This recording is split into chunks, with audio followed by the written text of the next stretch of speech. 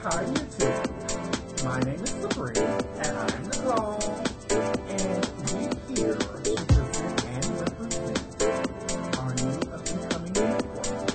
Now the network is going to be called That's Cute!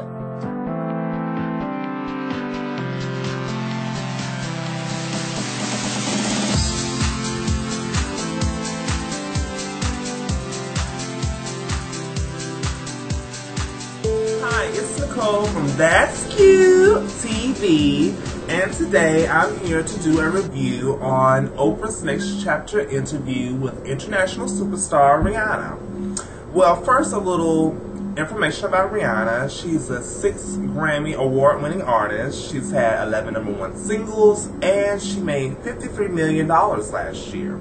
So the interview starts off with the Big O goes down to Barbados to sit down and talk with Rihanna about what she's been doing for the summer. And she says she's been cruising the Mediterranean, she's been hanging out in Barbados and hanging out with friends and just living her life. So Oprah then asks, "Did you ever dream that you would become this big?" And she says that she would have never dreamt of her success would be to this level. So then they go on to say that when she was 16, she left Barbados and went for the States, where she met Jay-Z and auditioned for him. And instantly, he thought she would be an international superstar, so he signed her that first day. And also, she talked about how the marketing media really didn't built her character on what they thought that she should be without really getting to know her. So she felt very claustrophobic, guarded, and 16-year-old girl. That's the time in every young lady's life where they get to know who they are, they get a feeling of what they want to do in their life and how they should be, and having someone just tell you this is how you should be and this is what we want you to look like, and this is how we want you to act, this is how we want you to dress, could be very devastating for a 16-year-old. Next, Oprah touches on the subject of her grandma, which she calls Grandma Dolly, and she died on July 1st at 72 years old, and you could tell throughout the interview that Grandma Dolly was a big inspiration. Oprah then asks, "What things did your Grandma Dolly taught you?" And she says, she taught me forgiveness, spirituality. And next, Oprah asks her, what is her fondest memory of her grandmother Dolly? And she goes to say that there was one time where she was shooting a film and she had shot the film for 3 days, and she had one day off in LA. And instead of going to LA and enjoying her one day off, she decided to go to the hospital and go see her grandmother, laughing and talking. And then she goes to say, her grandmother says, "Is there a party?" And we're celebrating her life. And that was a very heartfelt moment in the interview. They go to talk about her and the relationship that she has with her fans. And anyone that knows Rihanna, she considers her fans as her navy. And she goes to say that her fans help her through flaws, and she doesn't like the sayings of people saying that she's a role model. She doesn't really want to be a role model. She's only 24 years old. She wants to live her life. She doesn't want to be considered a role model because no one's perfect. I mean, that's something that's very hard to live up to. And I can understand why she's saying that she wouldn't want to be a role model or to be looked upon as a role model. She's really not happy with that label. And the next question, which is a big question we would all like to know, Oprah asked her, "Who are you?" And she really didn't have a direct answer for who are you, so she decided to tell things about her. She said she's fun and spontaneous, and she's very black and white with her business, but in her personal life, she does have a gray area. She does like to have fun, and we all know she loves to drink, she loves to smoke weed, and you know, she's a party girl. And she's a young girl, which should be accepted. I mean, she's living her life. Next, they talk about the 2009 incident, which we all know of, where her and Chris Brown got into a physical argument after Clive Davis after party for the Grammys. And little information on Chris Brown after this case was he got 180 days of community service, and also he had gotten 5 years probation from the meeting.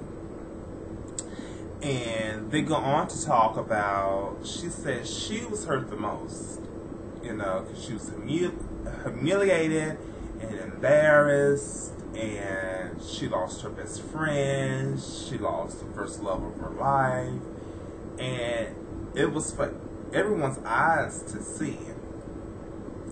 And she also goes to say that she really felt bad for him because he needed help, and she figured that since he did such a bad thing to her, everyone was thinking of him as just this monster. But really, he's the one that really needed help, and he needed someone there for him to guide him.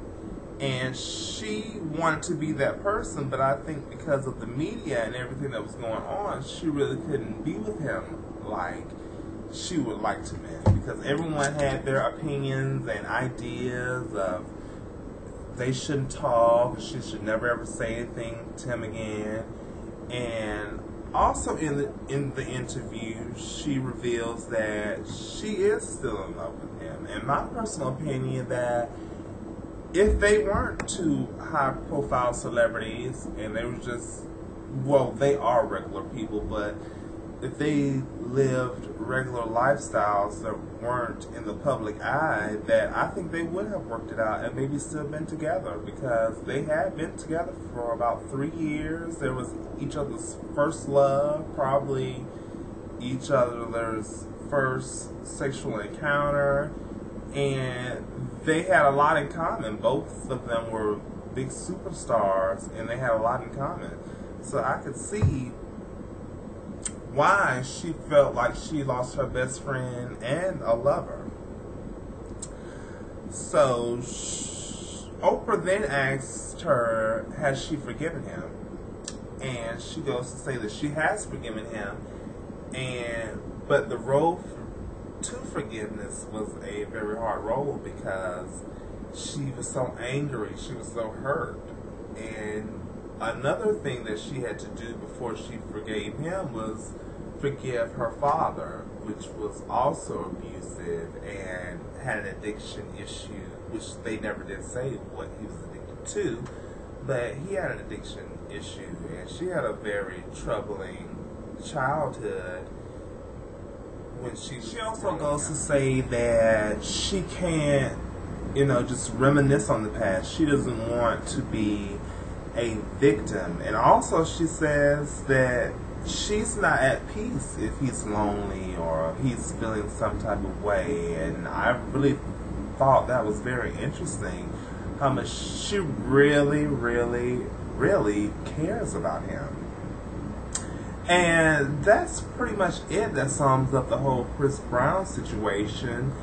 And next, Oprah gets in the car and they go driving around Barbados, and she shows her her old neighborhood, and they actually go into her old childhood home where someone is living, and they go in and walk around, and she shows Oprah a few areas, which she was the kitchen where she cooked, and the living room, and that was just a very nice moment where she was just riding through the community, and everyone there really didn't consider her as Rihanna. Everyone was like Robin. They really treated her like she was just a regular townsperson, as you could say, or they really didn't make it seem like she was this big celebrity. It was like she was at home, and it was just Robin. That's who they knew.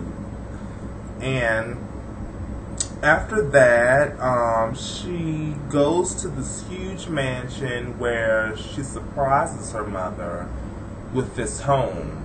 And to me, her mom just didn't see that. I mean, she was excited, but I thought she would be falling out and just, if someone presented me with a home like that, I'd be probably passed out. But she kept very cool and collective, and she was just very appreciative, and she was so happy that Oprah was her first guest, and they went in the kitchen and toasted up, and that was pretty much the end of the interview.